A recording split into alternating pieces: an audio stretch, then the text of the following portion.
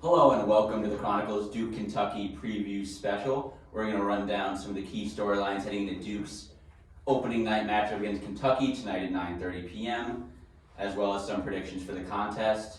So we'll just I'm your host, Devin Colin, along with fellow Duke men's basketball beat writers Jonathan Leviton, Alex Jackson, and Micah Hurwitz. So yeah, let's get right into it. We'll start off with one key matchup to watch in this Duke Kentucky matchup. We're going to start over on the right side with Jonathan Leviton. So it might not be the most exciting matchup. I think it's probably the most important one. I'm looking at Jeremy Roach versus Xavier Wheeler. Wheeler's the Georgia transfer. He's their junior point guard. Really good passer, really good creator of the offense. He and Roach are both looking at new roles this year. I'm excited to see how that goes and to see who can play better defense, to see who can create more offense for their team. Yeah. I'm going to have to disagree with you there. I think the key matchup is going to be Trevor Keels versus Taitai Washington, both outstanding talents coming in as freshmen this year. They have similar skill sets despite being different body sizes. Keels can shoot it, Taitai can shoot it, and they're both great defenders. So I'll be interested to see them battle it out all game. Yeah, guard play could really be the difference tonight. And then, yes, moving on to some other key storylines heading into this contest. I think, Micah, what are you sort of looking at in this game tonight? I mean, in terms of what's going to be the deciding factor for both teams, it's really looking like three-point shooting. Both of these teams play fast. They like stretching it outside. Kentucky's been known to shoot a lot of threes the last couple of years. It's going to be reliant on their backcourt, Duke's backcourt as well. We don't really know what Trevor Keels is going to look like this season in terms of his three-point shooting ability. We've heard he's good. We've seen him shoot. But it's going to be a big set-the-tone kind of game for Duke. Same thing for Kentucky's backcourt, Taitai Washington and Xavier Wheeler. They got to get it going. So that's obviously on Kentucky's end of it. Leviton, I know you were talking earlier, what you're looking for on Duke's side, so you can just expand on that a little bit here. Sure. I'm really looking at Duke's defense. I think that especially with the returning starters and Mark Williams, Jeremy Roach, and Wendell Moore, they've got a really good returning trio there. And all three of those guys are going to have different roles than last year. In the starting lineup, I think Keels and Banchero are pretty obviously going to be important on offense, and the team's going to be really good on offense. They have a lot of talent, but if they can really kick it into gear on defense, especially early on, and especially against a really good team like Kentucky, that could be their calling card, and that could really take that team to the next level. Yeah, for me, I think there's two things that haven't been mentioned so far that I'd just like to point out before we move on. One is sort of the playing time for Duke's bench. I'm really interested to see how many minutes Joey Baker, Theo John, Jalen Blakes, and maybe even Bates Jones get. Just trying to see how deep Coach K is trying to get in this early part of the season in terms of how deep he's going to go with his rotation, and specifically, is Bates Jones a real bench piece, just stuff like that. Really interested to see in this first regular season matchup.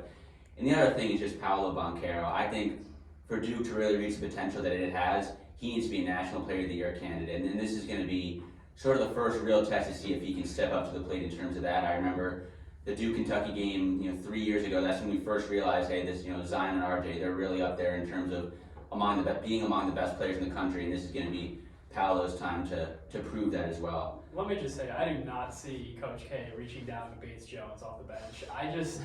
Unless something's going horribly wrong where they need to switch something up on the interior or Duke's blowing him out, I don't see Bates Jones entering this game. Theo John, Jalen Blakes, and Joey Baker, of course, I think they'll see a ton of action.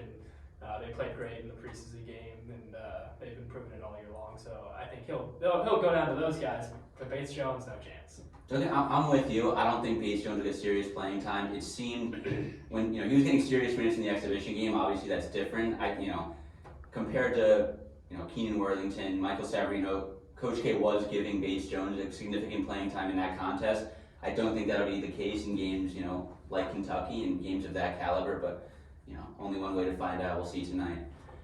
So yeah, just moving on, I think getting into the action, just really, what do we think each team needs to do to come out on top? Alex, you had some words to say about this earlier. I really think that if Duke's going to win this game, they're going to dominate the interior, and they're certainly coming in with the size advantage. They got 7-foot Mark Williams, 6'10" Paolo, Theo John off the bench. They're all big dudes. Kentucky's biggest guy, I think, is 6'9". So they're definitely lacking size, and Duke needs to take advantage of that. Usually Kentucky is a team that will go to the interior a lot and have 5-star center, but not this year. And so Duke needs to take advantage of that. On the other side, Kentucky, they're knowing they're going to be lacking that interior offense. They need to be raining threes. And they have the ability to do it, but it's the first game of the season. Things can go wrong. Will they be hitting? We don't know.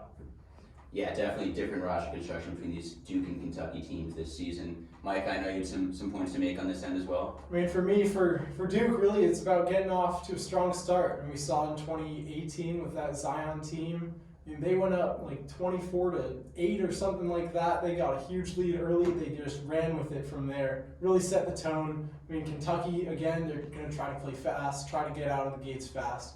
But if Duke gets that early lead, it might be game over for Calipari. On the other side, for Kentucky, they are a smaller team, but if they can show they can control the glass, they got Sheboy, they got Keon Brooks, they got some guys that can get those rebounds, and that's going to be important for them to limit Duke's second chances, limit the time Duke has the ball, and they can score more points that way. Yeah, so just wrapping it up, we're going to finish off with some predictions here. We'll start on the right side. Leviton, who do you have winning this game? What score? I've got Duke 80-74. I think that Duke pushes the pace, and we all know Kentucky likes to push the pace. That's the way these teams play, and I think that it will be high scoring, but still a good defensive battle. It's hard for me to pick against Duke until they give me a reason to. The pieces feel like they fit really well, and until I see anything else, I'm going to go with these guys. Alex? I think I took the biggest win margin out of all of us. I got Duke going 84-72. Duke's coming in, I think, a 3-point favorite as of right now into this game. I think what I mentioned before about them opening up the interior will really open up that score towards the end of the game. Kentucky will start fouling, and it will stretch out to a 12-point. What do Duke? Yeah, I also have Duke. I have Duke 82-76. I think it was Duke minus 1.5 yesterday, went up to 3 today. The sports books like them. They're an MSG. It's the Duke of North. I think they come out with a win here. Micah? For me, I think, again, it's going to be a fast-paced game.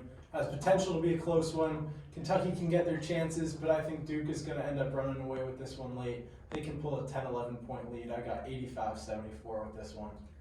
Seems like we're confident in the Blue Devils. We'll see if Wildcats can prove us wrong tonight. So yeah, thanks for listening in. This was the Chronicle's Duke Kentucky season preview special.